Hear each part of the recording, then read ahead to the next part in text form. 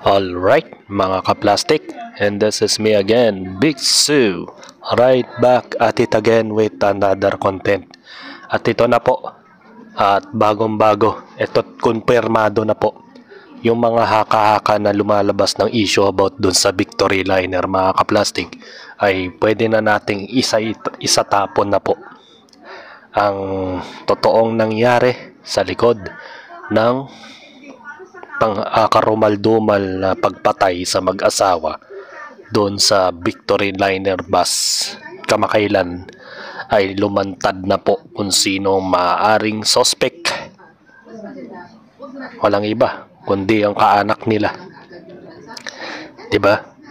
Away, yaman, at tama nga ako sa aking hinala na away, yaman, mga ari-arian, yan yung mga hinahangad ng mga kamag-anak ng biktima. At kasi bago pa to nangyari mga plastic, ay ibinidyo na ang sarili niya, yung ina na pinatay yung biktima mismo, ay nagbidyo po siya at may mga sinabi siyang habilin sa mga anak niya.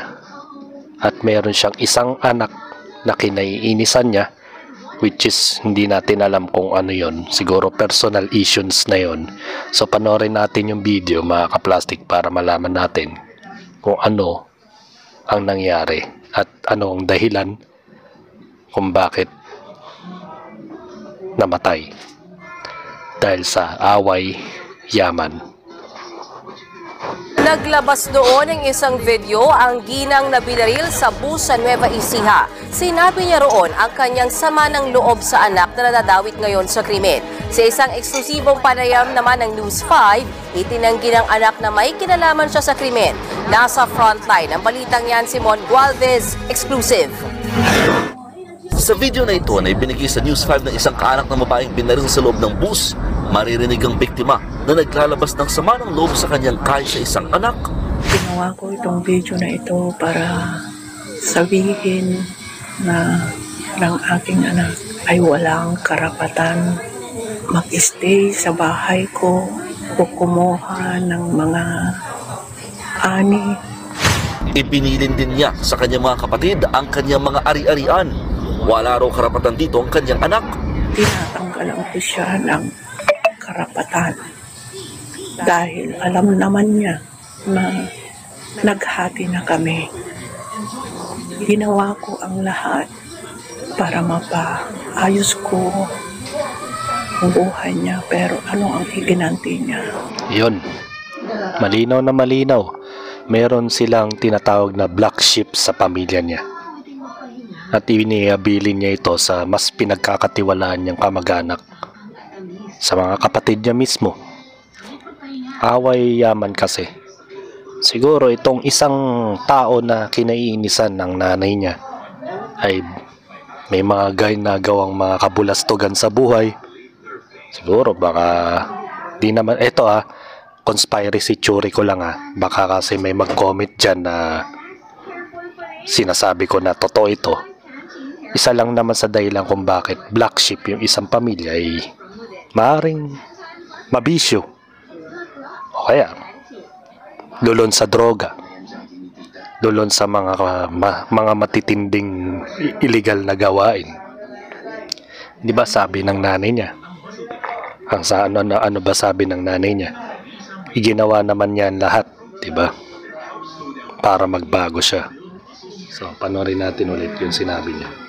Anak, Tinatanggalan ko siya ng karapatan dahil alam naman niya na naghati na kami. Ginawa ko ang lahat para mapaayos ko ang buhay niya, pero ano ang iginanti niya? O, diba? O ano yung ginanti niya? Ginawa niya ang lahat para mapaayos ang buhay niya. Pero anong ginawa niya? Ito yung conspiracy theory lang to mga ka-plastic. Maaring lulong sa droga yung isa sa mga anak niyang black sheep. O kaya sa mga sugal. O kaya ano man yung pwedeng gawin ng isang anak na illegal ang ginagawa. siguro masyadong natataasan sa sarili kasi usually sa pamilya kasi kapag may black sheep na isa, kaya mahirap man yan o mahirap, mayaman, ay ang gagawin niyan mga kaplastik, napaka mataas yung self-confidence. Sasabihin niya na ay may inaasahan kasi akong pamilya na pwedeng tumustos sa akin sa lahat ng aking mga gagawing bisyo. Maaring ganun. Di ko alam kung babae man to o lalaki, pero di na niya tinukoy kung sino yun. Ganun kabait yung nanay na napatay, na kahit may sama ng loob siya sa anak niya, hindi pa rin niya minention yung o drain up name yung, diba? Hindi niya drain up yung kanyang pangalan o sino man yung taong yun. Pero may isa na silang pinag-iinalaan kasi kilala naman ng pamilya yun kung sino man yun na pumatay sa mag-asawa, diba? Sa kanyang mga magulang. Pangit na talagang away yaman ang pinagmulan. Wala talagang peaceful kapag ikaw ay mayaman. Kuha ang video na ito noon pang Marso, noong panahong mayroon daw alitan ng mag-ina. Sa sumunod na buwan, idinimanda pa nga ng biktima ang kanyang sariling anak para sa mga reklamong robbery at carnapping. Diba? Tumanggi na magkomento ang anak ng biktima hinggil sa naturang video. Umabot din ng hanggang 3 pagdinig sa korte ang mga sinampang reklamong robbery at carnapping ng ina laban sa sariling anak. At itong November 8 sa kanilang huling hearing, nagkaroon pa nga ng settlement o pag-aayos ang magkabilang kampo. Diba? Sa burol ng biktima sa Kawayan City sa Isabela, dinatnan ng aming team ang kanyang anak. May nabuti namin hindi siya pangalanan at huwag ipakita ang kanyang mukha. Ayun. Siguro ito yung pinaghihinalaan kasi nga may kaso palang robbery at carnapping. Yun siguro yung araw na galing sa korte yung kanyang mga magulang na bumabiyahe na pabalik sa bahay, na natsyempohan naman ng 2 gunmen. Lupit, diba? May pambayad yung lalaki. Diba? May pambayad yung lalaki para patayin ng kanyang magulang. At ang pangit pa doon, yung pinambabayad niya galing sa pera ng magulang niya. Palagay mo ba itong taong to, may sarili bang pera yan? O mayroon bang kakayanan na magbayad ng gun for hire? Diba? Ng mga taong mamamatay tao. May kakayanan ba siya magpapatay ng tao ng sarili niyang pera? Hindi. Galing yan sa mga magulang niya. Siguro di na to matutulog sa konsensya kung sino man to. Tingnan natin yung video.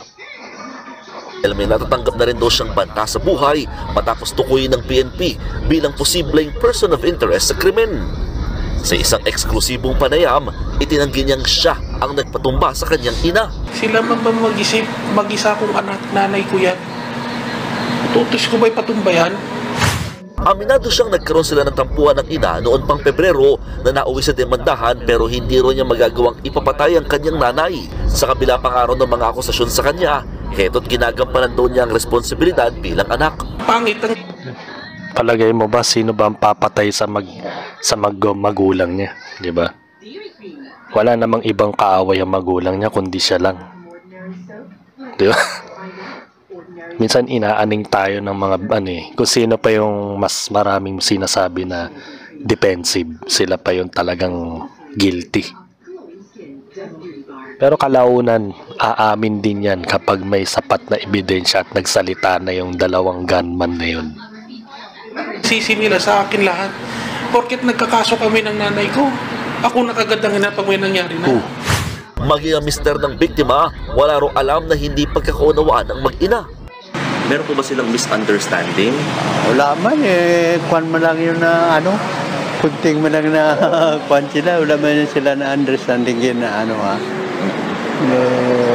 wala sa guro. Hindi po sila magkaaway? Wala, nothing. No. Magsasampa ng kasong murder ang kampo ng anak ng biktima laban sa dalawang gunmen at sa may pakana ng krimen. Susulatan din daw nila ang kumpanya ng bus kaugnay sa seguridad ng mga pasahero at tungkol sa mga pagkalat ng dashcam video na nagdulot umano ng trauma sa kanilang pamilya.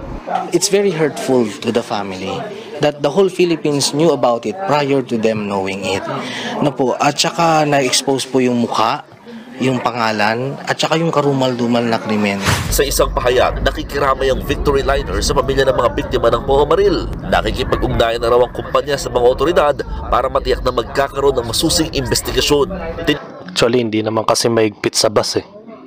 Once na bumiyahe na yan, hindi naman kinakapkapan yan, hindi naman ini-scan yung mga bagay nila. Kaya hindi natin pwedeng sisihin ng Victory Liner dahil sa napakaba. Pwede rin natin sisihin ng Victory Liner, mga kaplastik, dahil napakababa ng seguridad nila. At ngayon, sigurado yan sa lahat ng mga bus company dito sa Pilipinas ay magtataas na po ng security measures, mga kaplastik, dahil sa nangyari. Dahil syempre, isipin ng mga taong sasakay dyan ay hindi pala ligtas dyan. Napakadelikado pala. Kahit ano na lang sinong taong pwede sumakay dyan na mayroong bit-bit na armas. Pero balik tayo dun sa topic, mga kaplastik. Kumbaga, ayaw umamin ng anak. Ganun talaga. Siya na lang yung black sheep. Siyempre siya ang paghihinalaan ng PNP. Siya ang paghihinalaan ng mga tao, netizens, siyempre maging mga vlogger na pwedeng siya lang naman talang may kakayanan na gawin yun. Wala naman taong tanga na papatayin tong mag-asawa na to nang walang dahilan, nang walang motibo, walang personal interest, di ba? Mga kaplastik, alam mo ang moral lesson dito. Kapag mayroon kang anak na black sheep, mga kaplastik, agaran mo na itong disiplinahin at bigyan mo ng ultimatum. Where it comes naman sa mga mana-mana, mga kaplastik, yung mga mana na yan, pwede naman yan isa legal. Siguro nasabi na yan sa public attorney's office nila o sino man yung attorney na pumapagitna sa mga yaman ng pamilya nila, pamilya Ruiz, ay kasettle na at hindi ipinagkatiwala dun sa isang anak na yon dahil nga yun ang kaso, robbery and carnapping. O di matindi nga yung krimen na ginawa niya, paano pa siya pagkakatiwalaan ng magulang niya? Diba? Ginawa naman ng lahat ng efforts ng kanyang magulang na sabi niya, ginawa niya ang lahat para mapabago ang buhay niya, pero siya hindi niya talaga ginagawa ng paraan niya sarili niya. Baga moral lesson ito, mga kaplastik, na kapag ikaw ay masamang tao, wala kang mamanahin na kahit piso sa mga kamag-anak mo. Hanggang dito na lang ang aking opinion, and this is me again, Big Soul, lagi nagsasabing ang mga plastic ay matagal mabulok dahil ang mga plastic ay toxic. Kaya, what's up mga kaplastic? And this is Kambid commentary video ng video live stream. Signing up. Alright. Mga kaplastik, kung nagustuhan nyo ang aking video, isubscribe nyo lang ang aking channel. At the same time, i-hit nyo rin ang notification bell at yung all para ma-notify kayo sa aking susunod ko pang video sa aking YouTube channel. Maraming salamat po mga kaplastik.